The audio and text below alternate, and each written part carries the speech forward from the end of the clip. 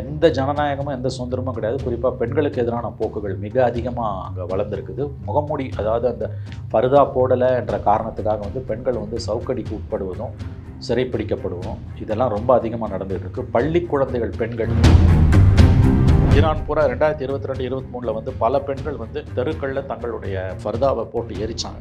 மிகப்பெரிய அளவில் அங்கே பெண்களுக்கு எதிரான ஒரு அடக்குமுறை இருக்குது. ஓகே, இன்னமும் இருக்குது. அமெரிக்காவோட சம்மதம் இல்லாமல் இஸ்ரேலால் ஈரான் அடிக்க முடியாது. ஏன்னா அடிச்சிடலாம், ஆனால் காப்பாற்றுறது அமெரிக்காவில் தான் காப்பாற்ற முடியும். அதனால் வந்து அவங்க தாக்குதல் பண்ணாமல் ட்ரம்ப் வந்த பிறகு இப்படியாவது ஈரானை முடிச்சணுன்ற முடிவுக்கு வந்திருக்காங்க. ஏன்னா இஸ்ரேலும் யூஎஸும் சேர்ந்து அடித்தாங்கன்னா நம்மளால் லாங் டர்மாக தாங்க முடியாதுன்றது ஈரானுக்கு நல்லா தெரியும். இப்படி சண்டை போட்டு இந்த அணு ஆயுதங்களை கையில் வச்சுக்க வேண்டிய அவசியமும் கிடையாது. அதனால் வந்து காம்ப்ரமைஸுக்கு ஈரானோட ரெஜிம் இறங்கி வருது. ஏன்னா ஈரான் ரெஜிம் ரொம்ப மோசமான கண்டிஷனில் இருக்குது. ட்ரம்ப் வந்து எப்படியாவது ஈரான் அடிக்கணும், அவர் பிரசிடென்ட் ஆகும் போதும் ஆகிறதுக்கு முன்னாலும் ஈரான் அடிச்சே தீர்வு தான் நினைச்சார். ட்ரம்ப்போட அட்வைசர்ஸில் ஒரு ஒப்பீனியன் வந்து வேணாம், சண்டை வேணாம், நம்ம என்ன தான் பண்ணாலும் நமக்கும் ஒரு லாஸ் இருக்கும். இன்னொரு வியூ இல்லை, அந்த பாம்பனை வெட்டியே தீரணும், அடிச்சே தீரணுன்றது இன்னொரு view. Meenakshi Faculty of Physiotherapy. Admissions open for PPT and MPT. Apply now. So Iran ரொம்ப வித்தியாசமான ஒரு நாடு. 79 அங்கே ஏற்பட்ட அந்த புரட்சி வந்து முழு அளவில் அதை வந்து ஒரு இஸ்லாமிக் குடியரசாக மாற்றிருக்குது. அங்கே தனி மனித சுதந்திரம் வந்து கிட்டத்தட்ட கிடையாது, அறவே கிடையாது. இன்றைக்கி போருக்கு எதிராக ஒரு ஆர்ப்பாட்டம் டெல் அவீவில் நடக்குது, இஸ்ரேலில் நடக்குது, ஆனால் ஈரானில் நடக்கல. அங்கே தனி மனித சுதந்திரமே சுத்தமாக கிடையாது. குறிப்பாக பெண்களுக்கு எதிரான அடக்குமுறை என்பது மிகப்பெரிய அளவில் ஈரானில் இருக்குது.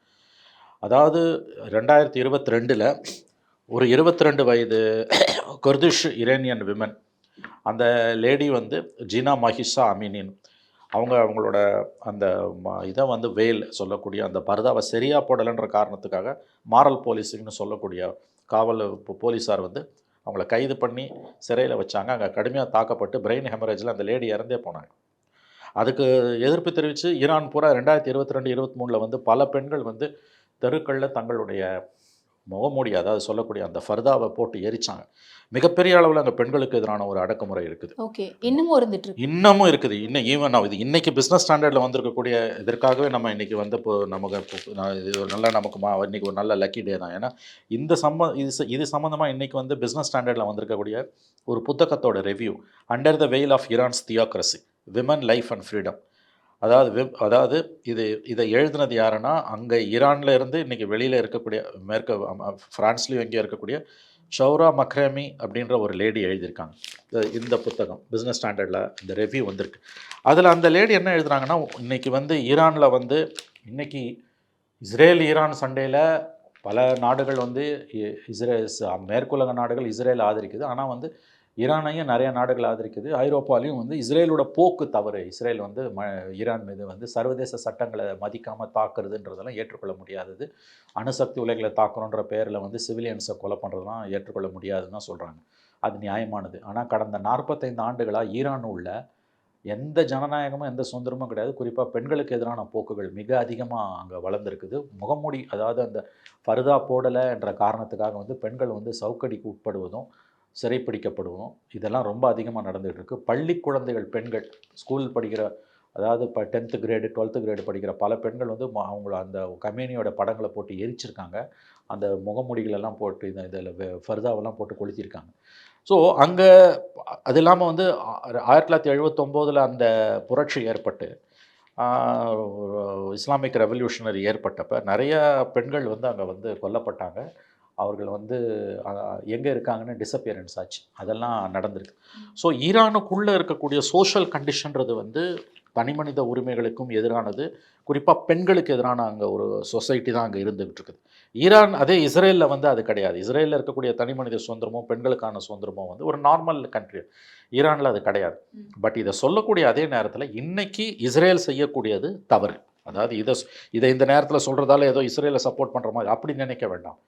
ஒரு சோஷியல் ஃபேப்ரிக்ன்ற முறையில் ஈரானுக்குள்ளே இருக்கக்கூடிய நிலைமை என்பது வந்து உலகின் பல நாடுகள் இன்றைக்கி இஸ்லாமிக் கண்ட்ரிஸ் வந்து அவங்க எல்லா நாடுகளோடையும் மோதுறாங்கன்னு அங்கே இருக்கக்கூடிய பழமைவாதிகள் அதை எதிர்க்கிறாங்க. ஐரோப்பா போன்ற நாடுகளில் இருக்கக்கூடிய மனித உரிமை ஆர்வலர்கள், பெண்கள் அமைப்புகள் ஈரானுக்குள்ளே பெண்களுக்கு இருக்கக்கூடிய நிலைமைகளுக்காக அதை எதிர்க்கிறாங்க. இஸ்ரேல் வந்து தன்னுடைய இருப்புக்கே இவங்க வந்து ஆபத்தாக இருக்காங்கன்னு இஸ்ரேல் எதிர்க்குது. அமெரிக்கா வல்லாதிக்கத்துக்கு எதிராக ஈரான் இருக்குன்ற காரணத்துக்காக அமெரிக்காக்காரன் எதிர்க்கிறான். இத்தனைக்கு மத்தியில் தான் இந்த யுத்தத்தை நம்ம பார்க்க வேண்டியது இருக்குது. ஆனால் சர்வதேச சட்டங்களை பற்றி மதிக்காமல் இப்போ இந்த அணு ஆயுதங்களை அவங்க தயாரிக்கிறாங்கன்றது 2003 அந்த பிரச்சனை வந்துட்டு இருக்குது. 2015 ஒபாமா அதிபராக இருக்கும்போது ஒரு ஒப்பந்தம் ஏற்பட்டு அவங்க எல்லா அமெரிக்கா, ரஷ்யா, ஃப்ரான்ஸ் இன்னும் சில நாடுகள்லாம் சேர்ந்து ஒரு பெரிய ஒப்பந்தம் ஏற்பட்டு ஈரான் மீது பொருளாதார தடைகள் விதிப்பது என்பது சற்றே குறைக்கப்பட்டது. அவங்களும் நாங்கள் அந்த யுரேனியத்தை பீஸ்ஃபுல் பர்பஸுக்கு தாண்டி அடுத்த கிரேடுக்கு கொண்டு போக மாட்டோம்னு வாக்குறுதி கொடுத்தாங்க. இது 2015 இந்த ஒப்பந்தம் ஏற்பட்டு ஒரு சுமூகமான சூழ்நிலை இருக்கும்போது 2016 ட்ரம்ப் வந்த பிறகு 18 அந்த ஒப்பந்தத்துலேருந்து வெளியில் போயிட்டார். போயிட்டு அந்த இறுக்கம் அப்படியே இருந்துகிட்டு இருக்கும்போது 2020 ஆட்சி மாற்றம் ஏற்பட்டு பைடன் வந்தார். ஈரானோட அவங்க அணுக்கமாக இருந்தாங்க. இஸ்ரேல் ஈரான் மீது வார் போடுறத அவங்க கம்ப்ளீட்டாக தடுத்து தான் வச்சுருந்தாங்க. ஏன்னா அமெரிக்காவோட சம்மந்தம் இல்லாமல் இஸ்ரேலால் ஈரான் அடிக்க முடியாது. ஏன்னா அடிச்சிடலாம், ஆனால் காப்பாற்றுறது அமெரிக்காவில் தான் காப்பாற்ற முடியும். அதனால் அவங்க தாக்குதல் பண்ணாமல் இருந்தாங்க. இவர் வந்த பிறகு, ட்ரம்ப் வந்த பிறகு எப்படியாவது ஈரானை முடிச்சணுன்ற முடிவுக்கு வந்திருக்காங்க. ஏன்னு கேட்டிங்கன்னா இந்த ஈரான் இஸ்ரேலை அடிக்கிறதுல நேரடியாக அடிக்காமல் இவங்க 2500 கிலோமீட்டர் தள்ளி இருக்காங்க. அவங்களோட ப்ராக்சிஸ்ன்னு சொல்லக்கூடிய 4 விதமான ப்ராக்சிஸ் அவங்களுக்கு இருந்தாங்க. அந்த 4 பேரையுமே இப்போ கடந்த 1.5 ஆண்டுகளில் இஸ்ரேலும் யூஎஸும் சேர்ந்து நியூட்ரலைஸ் பண்ணிட்டாங்க, கம்ப்ளீட்டாக ஒழிச்சிட்டாங்க அல்லது மட்டுப்படுத்திட்டாங்கன்னு சொல்லலாம். ஒன்று ஆயத்துல்லா, ஒன்று ஹிஸ்புல்லா ஆர்கனைசேஷன் பெரிய அளவில் கட்டுப்படுத்தப்பட்டிருக்கு. 2வது ஹமாஸ் நம்பர் 2 ஹமாஸ் அந்த அக்டோபர் 2023 சண்டைக்கு பிறகு இப்போ ஹமாஸ் பெரிய அளவில் ஒடுக்கப்பட்டிருக்கு. 3வது ஹவுத்தீஸ்ன்னு சொல்லக்கூடிய நார்த் யமனில் இருக்கக்கூடிய அந்த தீவிரவாதிகள் அவங்க தான் கடல் பகுதியில் ஸ்ட்ரைட் ஆஃப் ஹோமஸ் இந்த பர்ஷியன் கல்ஃபில் தாக்குறது. அவங்கள அமெரிக்க விமானப்படை தொடர் குண்டு வீச்சுகள் மூலமாக கம்ப்ளீட்டாக தடுத்து வச்சுருக்குது இன்றைக்கி. 4வது சிரியான்ற நாடு ஈரானோட ப்ராக்சியாக தான் இருந்தது. அங்கே இருந்த அந்த சதாத்தின் என்கிற அந்த அல் பஷீர் என்கின்ற அதிபர் கிட்டத்தட்ட 50 வருஷமாக சர்வாதிகாரி ஆண்டவர் கிட்டத்தட்ட ஒரு 10 மாதங்களுக்கு முன்பு அங்கிருந்து வீழ்த்தப்பட்டு ரஷ்யாவுக்கு தப்பிச்சு ஓடிட்டார். ஸோ இஸ்ரேலுக்கு ஈரானுக்கும் இஸ்ரேலுக்குமான இந்த சண்டையில் ஈரானோட ப்ராக்சிஸாக இந்த 4 பேர் இருந்தாங்க. இந்த 4 பேரையுமே கம்ப்ளீட்டாக கடந்த 1.5 ஆண்டுகளில் யூஎஸும் இஸ்ரேலும் கம்ப்ளீட்டாக ஒன்று அடக்கிட்டாங்க, இல்லை நியூட்ரலைஸ் பண்ணிட்டாங்க. ஸோ இவங்க சார்பாக இன்றைக்கி அடிக்கிறதுக்கு யாருமே இல்லாமல் இன்றைக்கி சர்வதேச அளவில் தனிமைப்பட்டு கிடப்பது ஈரான். இந்த 7 நாள் சண்டையில் பார்த்திங்கன்னா இஸ்ரேலுக்கு பெரிய பாதிப்பு இருக்குது, அதை விட பெரிய பாதிப்பு ஈரானுக்கு இருக்குது. மிகப்பெரிய அளவில் ஈரானுக்கு பாதிப்பு இருக்குது. ஏர் டிஃபென்ஸ், வான்வெளி பாதுகாப்பு இருக்கிற நாடுகள் தான் தங்களை இன்றைக்கு தற்காத்து கொள்ள முடியும். ரஷ்யாவுக்கு ட்ரோன்ஸை சப்ளை பண்ண, பேலிஸ்டிக் மிசைல்ஸ் கண்டம் பாயக்கூடிய ஏவுகணைகளை சப்ளை பண்ண ஈரானால் தன்னுடைய வான்வழி பாதுகாப்பை உறுதிப்படுத்த முடியல. கிட்டத்தட்ட ஈரானோட டெஹ்ரானில் இருக்கக்கூடிய ஏர் கண்ட்ரோல் பூரா இன்றைக்கி இஸ்ரேல் கண்ட்ரோலில் தான் இருக்குது.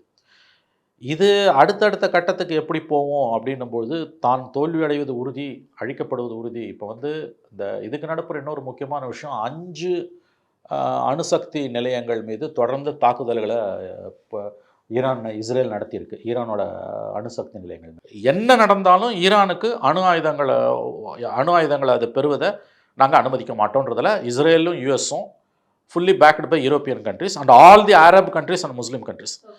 நாங்கள் கம் வாட்மே ஈரானுக்கு அணு ஆயுதங்கள் வரக்கூடாது. அதில் ஒருமித்த கருத்து இருக்குது ஐரோப்பா, அமெரிக்கா, Israel, all Muslim and Arab கண்ட்ரிஸ்க்கு.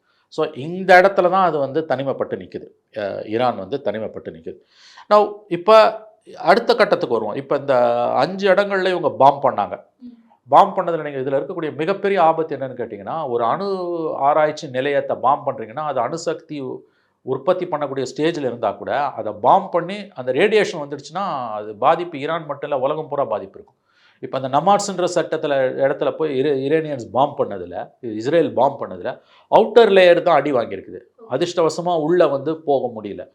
ஆனால் அதனால் ரேடியேஷன் லெவலில் மானிட்டர் பண்ணக்கூடிய ஐஏஇ என்ன சொல்லுதுன்னா, ரேடியேஷன் வரல, இது வரைக்கும் வெளியில் வரல. பட் உள்ளுக்குள்ளே லாங் பவர் ஷார்ட்டேஜஸ் வந்ததால் உள்ளுக்குள்ளே கண்டாமினேஷன் இருக்கலான்றான், விச் இஸ் வெரி டேஞ்சரஸ். புரியுதுங்களா நான் சொல்கிறது உங்களுக்கு? ஒரு அணு ஆராய்ச்சி மையம் நடந்துகிட்டு இருக்குது. அது பூமி கீழே ஒரு 600 800 மீட்டர் கீழே இருக்குது. அதுக்கு மேலே நிறைய லேயர் இருக்கும். அந்த லேயரில் தான் இஸ்ரேலோட பாம்ஸ் ஊந்துருக்கு. குறிப்பாக அந்த நமாட்ஸ்ன்ற அந்த ஒரு அணுசக்தி ஆராய்ச்சி மையத்தில். அது சேட்டலைட் பிக்சர்ஸை வச்சு பார்க்கும்பொழுது அவுட்டர் லேயர் அடி வாங்கியிருக்குது, பெருசாக அடி வாங்கியிருக்குது. பட் அதிர்ஷ்டவசமாக உள்ளே போகல, பாம்ஸ் உள்ளே போகல. அதனால் ரேடியேஷன் லெவல்ஸ் இல்லை. அது மட்டும் இல்லாமல் ஐஏயோட ரிசர்ச் படி அங்கே ரேடியேஷன் லெவல்ஸ் இல்லை. ஆனால் உள்ளுக்குள்ளே வந்து பவர் ஷார்ட்டேஜஸ் இருந்திருக்குது, அதனால் வந்து கண்டாமினேஷன் உள்ளே இருந்திருக்கலாம். நாளைக்கு அது எப்படி வெளியில் வரும்னு தெரியாது. இதை தவிர 4 இடங்கள்லையும் பாம்பு பண்ணியிருக்காங்க. இப்போ இவங்க என்ன சொல்கிறாங்கன்னா, இந்த வாரோட நோக்கம் என்ன, இஸ்ரேலுக்கு இந்த வாரோட நோக்கம் என்ன? இந்த வாரோட நோக்கம் வந்து அணுசக்தி மையங்களை வந்து தகர்த்துட்டுறதா அல்லது ரெஜிம் சேஞ்சா, ஆட்சியாளர்களை மாற்றுறதா? ஏன்னா ரெண்டையுமே அவங்க பேசுகிறாங்க. கமேனியை மாற்றிட்டு வேற எவனையாவது கொண்டு வரணும், இதெல்லாம் இவங்க பெரிய பேச்சு பேசுகிறாங்க. ஏன்னா இதே மாதிரி 1980 ஈராக் வந்து அணு ஆயுதங்களை உற்பத்தி பண்ணக்கூடிய ஆராய்ச்சியில் சதாம் ஹுசேன் கவர்மெண்ட் இருந்தப்போ இதே மாதிரி ஒரு நாள் பாம்பு பண்ணி அந்த ரிசர்ச் இன்ஸ்டியூட், அந்த ரிசர்ச் சென்டர்ஸே இஸ்ரேல் அழிச்சிடுச்சு. அதுக்கு பிறகு ஈராக்கால் எந்திரிக்கவே முடியல. அந்த மாதிரி இந்த வாரோட நோக்கம்னு ஆரம்ப கட்டத்தில் சொல்லப்பட்டது இந்த 5-6 அணுசக்தி மையங்களில் ஹெவியாக பாம்பு பண்ணி அந்த ரிசர்ச்சை வந்து பல மாதங்கள் பின்னால் தள்ளுறது. அதுவே போதும், அதுக்கப்புறம் எந்திரிச்சு வர முடியாமல் பண்ணிடலான்றாங்க. ஆனால் இப்போ அதையும் அச்சீவ் பண்ண முடியல. இப்போ எங்கே அணுசக்தி மையங்களோட ஆராய்ச்சி ஈரானில் இருக்குன்னா, அன்லெஸ் அமெரிக்கா தலையிட்டால் ஒழிய இஸ்ரேலால் அந்த அணுசக்தி நிலையங்களை அழிக்க முடியாது. அதை வந்து மதர் ஆஃப் ஆல் பாம்ஸ்னு ஒரு பெரிய பாம் இருக்குது. ஓகே, ஏன்னா அண்டர் கிரவுண்ட்லயும் போய் அழிக்கக்கூடிய அமெரிக்கா கிட்ட. ஆமாம், அந்த பாம்ஸை யூஸ் பண்ணால் மட்டும்தான் இந்த ரிசர்ச் சென்டர்ஸை அழிக்க முடியும். இந்த ரிசர்ச் சென்டர்ஸ் அழிக்க முடியாமல் இந்த வார தொடங்கினதுக்கு எந்த அர்த்தமுமே இல்லை. டெஹரான்ல பாம் பண்ணுறது அர்த்தமே இல்லை. இவர் what is the aim of war? ஒவ்வொரு வாருக்கும் ஒரு எய்ம் இருக்கும். ஒவ்வொரு நாடும் ஒவ்வொரு வார் பண்ணுதுன்னா அந்த நாடுகளுக்கு ஒவ்வொரு நாட்டுக்கும் ஒரு எய்ம் இருக்கும். ஒரு வாருக்கு ஒரு எய்ம் இருக்கும். இந்த வாரோட எய்ம் வந்து அணுசக்தி மையங்களை தகர்ப்பது, நியூக்ளியர் பாம்பை அவங்க ப்ரொடியூஸ் பண்ணாமல் தடுக்கிறது. அப்படி பார்த்தா அந்த எய்மை அச்சீவ் பண்ண முடியல. ஏன்னா நீ 7 நாள் பாம்பு பண்ணதில் அவுட்டர் லேயர் தான் அடி வாங்கியிருக்க முடியும், உள்ளே போக முடியல. இப்போ திடீர்னு சண்டே நிறுத்திட்டீங்கன்னா இந்த வாருக்கு ஒரு அர்த்தமுமே இல்லை. ஓகே, ஆனால் நேற்று ஒரு த்ரெட்டன் மாதிரி கொடுத்துருக்காரு ட்ரம்ப். அதை தான் நான் சொல்ல வரேன். இப்போ அடுத்ததுனால என்ன சொல்கிறாங்கன்னா, அன்லெஸ் B-52 பாம்பர்ஸ்னுவாங்க, அந்த மிகப்பெரிய அளவில் 17,000-28,000 கிலோகிராம் வரைக்கும் இருக்கக்கூடிய பாம்ஸ் இருக்குது. அந்த பாம்ஸை வந்து அமெரிக்கன் பைலட்ஸும் அமெரிக்கன் ஃப்ளைட்ஸும் தான் தூக்கிட்டு வர முடியும். அந்த பாம்ஸ் தான் வந்து கீழே 800 மீட்டர் 1000 மீட்டர் வரைக்கும் பெனிட்ரேட் பண்ணும், ஹாரிசான்டலாக பெனிட்ரேட் பண்ணும், அண்டர் கிரவுண்டில் பெனிட்ரேட் பண்ணி அடிக்கும்.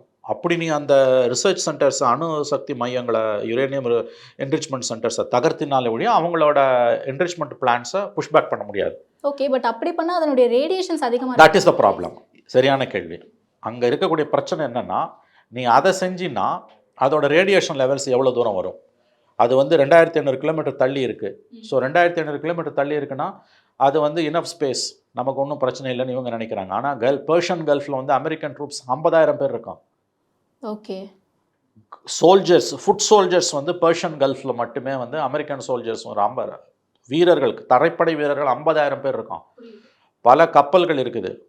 அதை தவிர சவுதிஸ், யமான், யூஏஇலலாம் அமெரிக்கன் பேசஸ் இருக்குது. நான் இந்த ரேடியேஷன் அங்கே எப்படி தெரியல. அதனால் இதில் நிறைய விடை தெரியாத கேள்விகள் இருக்குது. அதில் நீங்கள் சொல்கிற பாயிண்ட் அதுதான் ரொம்ப முக்கியமானது. அதை பொதுவாக அதை பேச மாட்டேன்றாங்க. அந்த பங்கர் பஸ்டர்ஸும் சொல்லக்கூடிய அந்த மதர் ஆஃப் ஆல் பாம்ஸை யூஸ் பண்ணி நீங்கள் அந்த பங்கர் பஸ்டர்ஸை காலி யூஸ் பண்ணிங்கன்னா ஓகே, நியூக்ளியர் ரிசர்ச் சென்டர்ஸை நீங்கள் கொலாப்ஸ் பண்ணி டெஸ்ட்ராய் பண்ணிடலாம். What about the reaction and after effects? Contamination of air இருக்கு இல்லையா, ரேடியேஷன் லெவல்ஸ் எவ்வளோ? இது அமெரிக்கா யோசிச்சிருக்க மாட்டாங்க. இல்லை, அதுதான் அவங்க என்ன அதையும் செய்யாமல் அதை பண்ணணும்னு பார்க்குறாங்களோன்னு கூட தோணுது இப்போ. ஏன்னா இது ஒரு பெரிய கொஸ்டின். இது மற்ற இடங்கள்ல நீங்கள் பாம்பு பண்ணுறது முன்னாடி இன்னொரு ஆப்ஷன் சொன்னீங்க, இதர் கவர்னன்ஸை சேஞ்ச் பண்ணுறதுக்கான வாய்ப்பும் ரெஜிம் சேஞ்ச். அது இன்னும் கஷ்டம். ஏன்னு கேட்டிங்கன்னா, இப்போ அவங்க கமேனி மேலே ஈரானிய மக்களுக்கு இருந்த வெறுப்பெல்லாம் இன்றைக்கி கீழே போய் அவங்களுக்கு வந்து தன் நாட்டை இஸ்ரேல் அடிக்கிறான போது இவங்க நினைச்சதுக்கு எதிர்மறையாக நடந்திருக்கு. They indirectly willingly or unwillingly helped Iranian people to close their ranks. எங்களுக்குள்ள 1000 பிரச்சனை இருக்குது, நீயாரா வந்து குண்டு போடுறதுன்ற லெவலுக்கு அது வந்துடுச்சு. ரெஜிம் சேஞ்ச் அவ்வளோ ஈஸி இல்லை. ரெஜிம் சேஞ்சுக்கு நீ கிரவுண்ட் ட்ரூப்ஸாக இருக்கணும். வெறும் ஏரியல் பாம்பிங் பண்ணி நீ ஒன்றுமே பண்ண முடியாது. ஹாஃப் ஆஃப் த சைஸ், இந்தியாவோட சைஸில் ஹாஃப் ஆஃப் த சைஸ் அது கண்ட்ரி. ஒரு நாட்டில் ரெஜிம் சேஞ்ச் வேணும்னா கிரவுண்ட் ட்ரூப்ஸ் போகணும். கிரவுண்ட் ட்ரூப்ஸ் போனீங்கன்னா அவன் திரும்ப அடிப்பான் உன்னை. அவன் நாடு அது. ஆப்கானிஸ்தான்லேயே வாங்கி தான் திரும்ப ஓடணும் அமெரிக்காக்காரன். எல்லா நாடுகளுமே ஆப்கானிஸ்தானில் ரஷ்யன்ஸு, பிரிட்டிஷர்ஸு, அமெரிக்கன்ஸு வாங்கி தான் போயிருக்காங்க. ஏன்னா அவன் நாடு, டெரைன் அவனுக்கு தான் நல்லா தெரியும். நீங்கள் ஈரானில் ரெஜிம் சேஞ்ச் பண்ணணும்னா கிரவுண்ட் ட்ரூப்ஸ் இறக்கணும். கிரவுண்ட் ட்ரூப்ஸ் இறக்குனீங்கன்னா பிளட் ஷெட், ரத்த களரி ஆகும். கிரவுண்ட் ட்ரூப்ஸ் எல்லாம் அமெரிக்காக்காரன் இறக்க மாட்டான், அவனுக்கு நல்லா தெரியும். மேலே வந்து குண்டு போட்டு போகிறது மட்டும்தான். அதுவும் இந்த இப்போ இஸ்ரேலை உசுப்பி விட்டு பண்ணிட்டு இருக்கான். அப்போ இந்த வாரோட அவங்க நோக்கம் என்ன? சோல்ஜர்ஸ்க்கும் ஆபத்தா முடியும்ல. பெரிய அளவில் ஆபத்து வரும். You body bags will be rolling அவுட்வாங்க. இப்போ ஈராக்கில் போனப்போ எத்தனை ஆயிரம் பேர் செத்தாங்க. ஈராக்கை விட மோசமாக இருக்குது ஈரான். ஏன்னா ஈராக்கில் வந்து மக்கள் வந்து அமெரிக்காவை ஒரு செக்ஷன் சப்போர்ட் பண்ணாங்க. ஏன்னா அந்த சர்வாதிகாரி சதாம் ஹுசேனோட ஆட்சியில் பாதிக்கப்பட்டவங்க அமெரிக்கன் ட்ரூப்ஸ் உள்ளே போனப்போ எதிர்ப்பே இல்லை. ஜஸ்ட் லைக் தட்னு அது விழுந்தது. 22 நாளில் விழுந்தது ஈராக். ஈரானெல்லாம் அப்படி நீங்கள் பண்ண முடியாது. ஈரானெல்லாம் உள்ளே போனீங்கன்னா வந்து 7 கோடி மக்கள். அதுவும் இப்போ வந்து இந்த சண்டையில் வந்து அந்த ஆட்சியாளர்களுக்கு கமேனிக்கு எதிராக இருந்தவங்க கூட நீங்கள் கமேனிக்கு ஆதரவாக திரும்பிட்டான். சைனாவும் ரஷ்யாவும் வந்து இஸ்ரேல் ஈரான் கிட்ட நிறையா வர்த்தகம் பண்ணிகிட்டு இருந்தாங்க, நிறையா ஆயுதங்கள்லாம் வாங்கிட்டு இருந்தாங்க. இப்போ இதை தவிர வந்து இப்போ நான் சொன்ன இப்போ ரஷ்யாவுக்கு வந்து உக்ரைன் வாரில் பேலிஸ்டிக் மிசைல்ஸ் உக்ரைனை ட்ரோன்ஸ் எல்லாம் சப்ளை பண்ணது வந்து ஈரான் தான். ஆனால் ஈரானுக்கு ஒரு ஆபத்துன்னு போது ரஷ்யாவால் வர முடியல, ஏர் டிஃபென்ஸை கொடுக்க முடியல. இப்போ S-400 கொடுத்தாங்க பாகிஸ்தானுக்கு எதிராக, நம்ம ஆப்ரேஷன் சிந்தூரில் சமாளித்தோம் இல்லையா, அந்த மாதிரி இருக்கிறத கொடுத்துருக்கலாம். கொடுத்தா அமெரிக்கா கோச்சுப்பான்னு கொடுக்கல. அதே தான் சைனீஸும். இந்தியா ரஃபால் விமானங்களை வீழ்த்தியதாக சொல்லப்பட்டிருக்கிற P-15 மிசைல்ஸ் அங்கே கொடுத்துருந்தாங்கன்னா அவங்க தப்பிச்சிருப்போம். ஆனால் கொடுக்கல. ஏன்னா 2 பேருக்கும் பயம் இருக்குது, ரஷ்யன்ஸுக்கும் சைனீஸுக்கும் அமெரிக்காவை பகிச்சுக்க வேணாம். இன்னொரு ரொம்ப முக்கியமான விஷயம், சீனாவோட பல ஆயிரம் கோடி முதலீடுகள் ஈரானில் இருக்குது, பில்லியன்ஸ் ஆஃப் டாலர்ஸ். இப்போ ஈரானுக்குள்ள சைனீஸ் இன்வெஸ்ட்மெண்ட்ஸ் ரொம்ப நிறைய இருக்குது. அதுதான் சார், சைனீஸோட இன்வெஸ்ட்மெண்ட்ஸ் மட்டும்தான் நிறைய இருக்கான்னு கேட்குறேன். மெஜாரிட்டியாக சைனீஸ் தான் இருக்குது. அது நல்ல கேள்வி. அதில் எனக்கு ஸ்டாட்டிஸ்டிக்ஸ் தெரியல. இன்றைக்கி வந்திருக்க எக்கனாமிக் டைம்ஸ் ரிப்போர்ட் படி billions of dollars Chinese investments ஈரானில் இருக்குது. இப்போ ட்ரம்ப்போட ஃபஸ்ட்டு பிரசிடென்சிலே இது ஸ்டார்ட் ஆகிடுச்சு. ஏன்னா 2016 வந்தோடனே செஞ்ச வேலை அந்த 2015 ஒபாமா அட்மினிஸ்ட்ரேஷன் போட்ட ஒப்பந்தத்துலேருந்து வெளியில் போனது, ப்ளஸ் சவுதிஸை புஷ் பண்ணி ஒபேக் த்ரெஷோல்டை எடுக்க வச்சது. இந்த மாதிரி பல இடங்களில் அவங்களுக்கு குடைச்சல் கொடுத்துக்கிட்டே இருந்தாங்க. ட்ரம்ப் இப்போ 2வது தடவை வந்தோடனே ட்ரம்ப்போட தூதராக ஒருத்தர் போய் வந்து தொடர்ந்து ஈரான் கிட்ட பேசிக்கிட்டு தான் இருந்தார். இன்ஃபேக்ட் ரொம்ப இன்ட்ரெஸ்டிங்கான ஒரு தியரி என்னென்னா, ஈரான் ஒரு கட்டத்தில் இறங்கி வருது, நாங்கள் இதை கைவிட்டுறோம். ஏன்னா இஸ்ரேலும் யூஎஸும் சேர்ந்து அடித்தாங்கன்னா நம்மளால் லாங் டர்மாக தாங்க முடியாதுன்றது ஈரானுக்கு நல்லா தெரியும். அப்படி சண்டை போட்டு இந்த அணு ஆயுதங்களை கையில் வச்சுக்க வேண்டிய அவசியமும் கிடையாது. அதனால் வந்து இது ஒரு காம்ப்ரமைஸுக்கு ஈரானோட ரெஜிம் இறங்கி வருது. ஏன்னா ஈரான் ரெஜிம் ரொம்ப மோசமான கண்டிஷனில் இன்னைக்கு. ட்ரம்ப் இப்போ வந்த பிறகு இந்த 5 மாசத்துல இது நடந்தது. ஆனால் அவங்க என்ன கேட்டாங்கன்னா, சாங்ஷன்ஸை நீக்கணும், ப்ளஸ் இஸ்ரேல் அடிக்காதுன்னு அஷூரன்ஸ் கொடுக்கணும். இந்த 2 விதமான அஷூரன்ஸும் அவங்க கேட்குறாங்க. இது அமெரிக்கன் அட்மினிஸ்ட்ரேஷனுக்குள்ளே 2 வியூ இருக்குது. ஒன்று வந்து ஒபாமா பைடன் பீரியடில் வந்து கம்ப்ளீட்டாக வந்து அவங்க வந்து சண்டையே வேணாம், கூடிய வரைக்கும் ஈரானை வழி கொண்டு வந்துடலாம் தான் பார்த்தாங்க. ட்ரம்ப் வந்து எப்படியாவது ஈரானை அடிக்கணும், அவர் பிரசிடென்ட் ஆகும்போதும் ஆகிறதுக்கு முன்னாலும் ஈரான் அடித்தே தீர்வு தான் நினச்சார். பட் பிரசிடென்ட் ஆன பிறகு ட்ரம்ப்போட அட்வைசர்ஸில் 2 விதமான ஒப்பீனியன் வருது. ஒரு ஒப்பீனியன் வந்து வேணாம், சண்டை வேணாம், நம்ம என்ன தான் பண்ணாலும் நமக்கும் ஒரு லாஸ் இருக்கும், அதனால் அவனை வழி கொண்டு வந்துடலாம், இஸ்ரேல் சொல்கிறத ஃபுல்லாக கேட்காத, வார் வேணான்றது ஒரு வியூ. இன்னொரு வியூ இல்லை, அந்த பாம்பனை வெட்டியே தீரணும், அடிச்சே தீரணுன்றது இன்னொரு வியூ. இந்த 60 நாள் விண்டோ, இப்போ கூட நேற்று கூட ட்ரம்ப் சொல்லியிருப்பார், I gave them 60 days time, it's too late அப்படின்னு. அந்த 60 நாளில் அவங்களோட அந்த ட்ரம்ப்போட அந்த ஆன்வாய் ஒருத்தர், அவர் தான் அவரை அனுப்பிச்சார், பேர் மறந்து போச்சு. அவர் வந்து பேச்சுவார்த்தை நடத்தும் போது Iran at one stage they were ready to climb down.